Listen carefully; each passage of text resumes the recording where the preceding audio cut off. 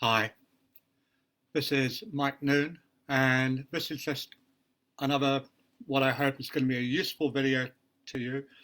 And it's about how you can uh, get a little bit of cash flow coming in now to keep your business going, and also some ideas on how you can future-proof yourself against being in this situation again, regardless of whether your current business manages to make it through this or not. If you go into another business, there's just some ideas that I've found to be useful and my mentors have found to be useful, and it's just common sense. So, um,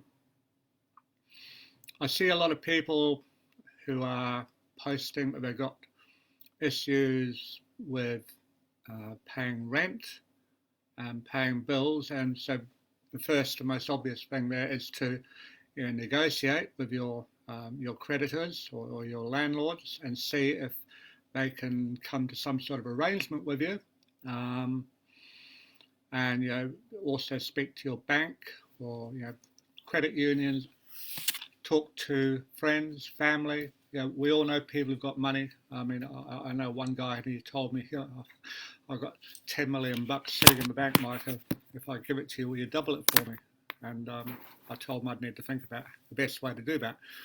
But you also need to look at your assets. So what have you got in terms of cash in hand? What have you got in terms of cash that's owed to you? If you've got like a recurring stock order with a supplier, get in touch with them and say, hey, look, we're shut down at the moment, so don't bother sending me about 100 kilos of chicken or butter or whatever it might be this week, because we're not going to use it. So we won't accept delivery of it, and we can't take delivery of it because the premises are shut down. It's all common sense stuff, but in moments like these, you sometimes sort of panic. The other thing to look at: do you have a list of your customers? And if you don't, why not, for goodness sake? Because it's such a rich source of they're a source of current revenue for you, but they're also a source of your future revenue. So by keeping in touch with them, letting them know what's going on, you can quite often generate future sales from that.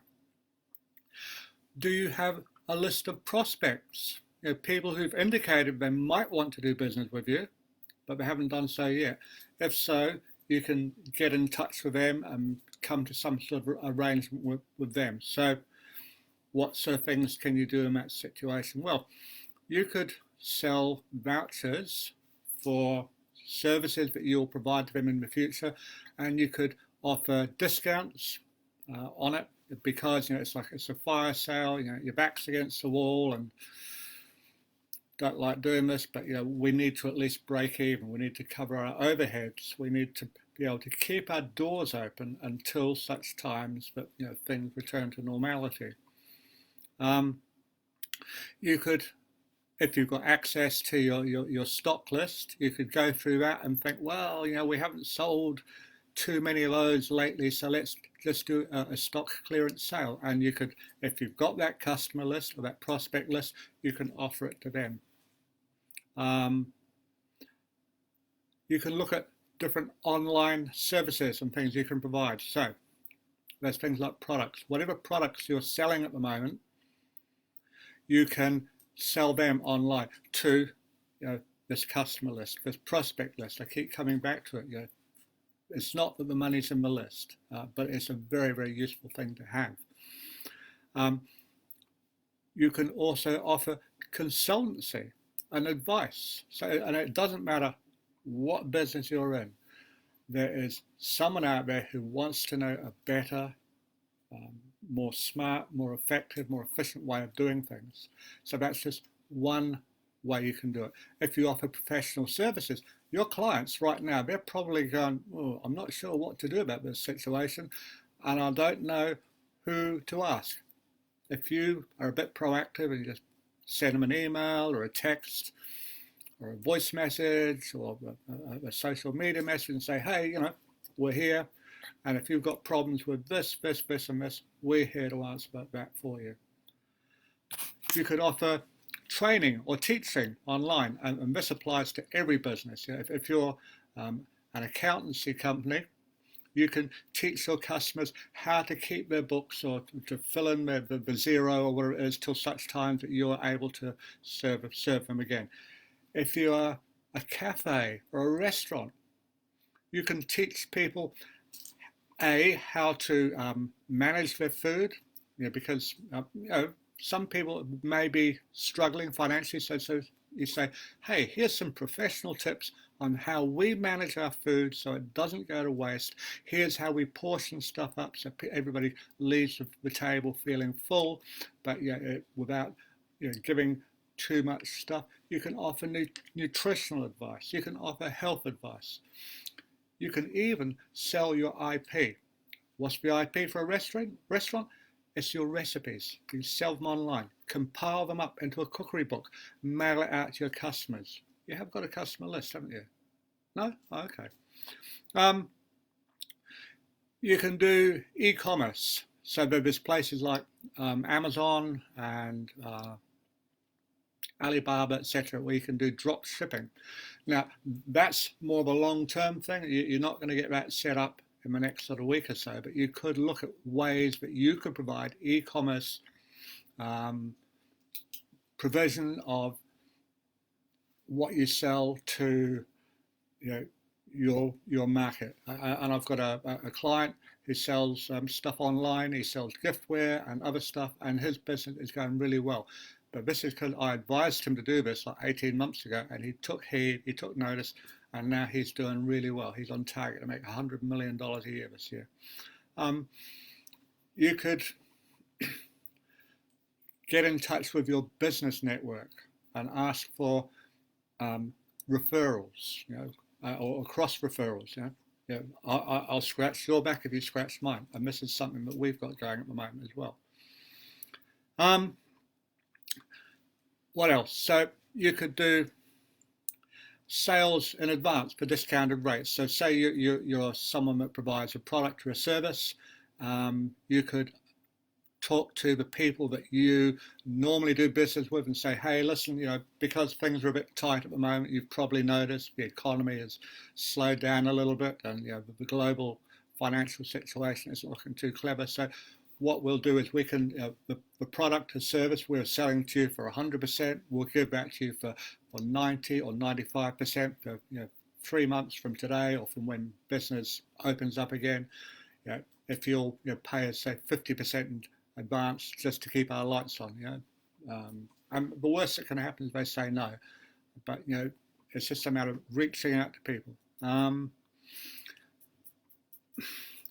If you've got any spare capital sitting around about, and if you're listening to this, that's probably not the case, but once you get back into harness, pay down your debts. We've been 100% debt free for about 16, 17 years. I know people talk about leveraging debt, and I've seen the results of that. A company I contracted to in London got deeply into debt with Lloyds Bank. When the 1987 crash came, their £230 million business empire turned to custard overnight. Bang, nothing there, gone. You can reduce your overheads. I mean, even if your business, the premises are shut down, look at ways that you can reduce your overheads when you come back on.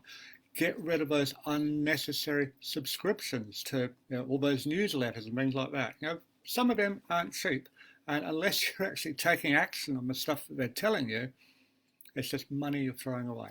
And at the moment, it's a case of preserving capital and increasing your cash flow and reducing your overheads. Okay. Look at things like, and this is like my area of expertise. Look at where you are wasting money on your advertising spend. And I would argue that most businesses waste most of the money they spend on advertising because A, they don't measure the return on investment. They don't know which ad is bringing in the business and which one isn't. They waste money and it's not your fault. You know, some of these ad sales guys, they are really, really good. They're really slick. They'll tell you all the benefits of, yes, you too could do really well with a 30-second advert on TVNZ. You know, it's just like, yeah, okay, but how am I going to track the results on that? So if you are doing advertising and you want to continue advertising, think about ways that you can track the results. So either get people to go to a dedicated website where you can track the numbers and see, you know, and you know when the ad is showing, and you can look and see if the numbers spike. If they don't, kill the ad. It's not doing anything for you. I've got a buddy in Florida, and he just told a client to turn off all of their TV ads. These people were spending $300,000 a year on TV ads, and so I turned them off, and it made no difference for sales whatsoever. So for years, they've been spending all this money, not getting any benefit from it. So there's things like that. If you are tracking what's happening with your ad spend, the stuff that's working really well, turn that up, do more of it. So you can do that by going to like your shopping cart or your sales ledger, whatever it is, and have a look and see what's working best, what products are selling best, what sales process or marketing process is working best, and look at the time of year. If you're running seasonal sales, like Christmas sales, that can work like gangbusters. I mean, we ran a campaign for a client about 3 years ago, and we increased their revenue 400% in the period coming up to Christmas. But you can do that all through the year. There are hundreds and hundreds of holidays every year. There's probably 30 or 40 different holidays and special occasions, Mother's Day, Father's Day, Easter, whatever. And just take that campaign or that sale that worked really well and just run it again, you know, because it's, you know, oh, today's Kwanzaa or whatever it might be. It's Easter, you know, Mother's Day, Happy Faces Day. Make one up. Create your own event, for God's sake, you know. There's no law saying you can't create an event saying, hey, yeah, this is, I just got out of bed and felt like having a sale today. So, you know, that's what it is. And yeah, but finally, I just think that the thing that I see very few businesses doing is actually future-proofing their business. And the best way to future-proof your business is to create value and just give that value away. It's called results in advance. And what you do by doing this is you demonstrate you can actually help people by actually helping them. And that's it. It's a fairly simple process. I've got some videos on my page, tell you exactly how to do this. And today I'm going to finish writing a report that's probably going to go to 25, 30 pages. It will teach you how to say stuff and then how to take that message and put it out to potentially a couple of billion people at a very, very low cost. Though there's no guarantee it will go that far, but it is a way of speaking to your community so that you become the one they want to do business with. You're the one they remember because you're the one that helped them. It's quid pro quo. I'll scratch your back if you scratch mine. It's simple. It's called reciprocity. And there's a formula for doing it the right way. And I'm going to give all of that to you in this report. So the other thing, if you haven't got a customer list, if you're not creating a customer list, if you're in retail, just say, hey, listen, I don't know if you're on our customer list or our insiders list or our, you know, on the right side of that red velvet rope list, you know, where it's very exclusive. Would you like to go on that, and we can notify you of sales. We can let you in for like special preview evenings, special members discount, tips, consultancy, extra services. Yeah. And yeah, the other thing is you need to develop a list of prospects, people you can follow up with for times just like this. And so if you were ever kind of kicking yourself a little bit because you weren't prepared, or because you listened to everybody tell you it was a rock star economy, which it is, as long as the credit's flowing. But you need to start looking at business differently, in my humble opinion. But you're in charge, you are intelligent, you're an adult, and I wish you, I just hope you get through this, because there's going to be a lot of people who aren't. So, be kind to them, and look after yourself, stay safe, and I'll talk to you again real soon. I've got another video coming up later on today sometime on some quick, easy wins that you can get for your business. And if you want to get access up some free resources, and when I say free, I mean, I don't even want your name. I don't want your email address. But you can go to noonmethod.com, and on the home page, there's links to 3 free trainings on marketing and growing your business and consolidating your position and your advantages. And then if you go to noonmethod.com/resources, there's a couple of on-demand trainings there for you, complete with worksheets that you can download and print off, or you just do it on a piece of paper, that will help you to identify the things in your business you should be keeping, and it will also, and probably more importantly, help you to identify the things that you should probably never have started doing anyway. But hey, that sales guy was really good, wasn't he? So yeah, so that's it. Just, as I say, stay safe and keep warm. It's starting to get cold out there now, and I'll talk to you again real soon. Okay.